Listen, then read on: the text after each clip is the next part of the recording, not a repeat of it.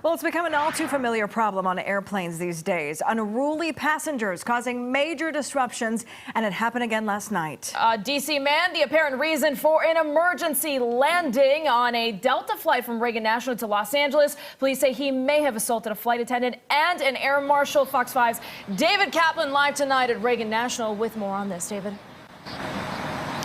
Good evening to you. Here's essentially what we're being told from the many law enforcement agencies involved in this incident. Flight takes off at about this time yesterday from Reagan National, bound for LAX. About an hour in, police in Oklahoma City get a call that that flight needs to make an emergency landing because a passenger allegedly assaulted a flight attendant. That man later identified as 35-year-old Ariel Pennington. We also reached out to the TSA. They say there were air marshals on the flight. One of them allegedly assaulted two. Take a listen. You don't got it. You don't got it.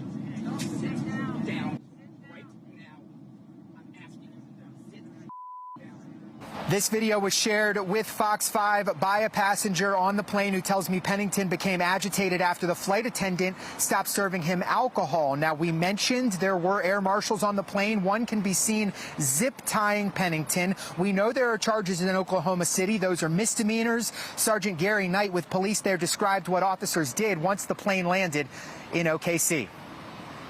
The officers escorted him off the plane. He was belligerent. He ended up being booked into jail on misdemeanor complaints, local complaints here, public drunkenness, and disorderly conduct.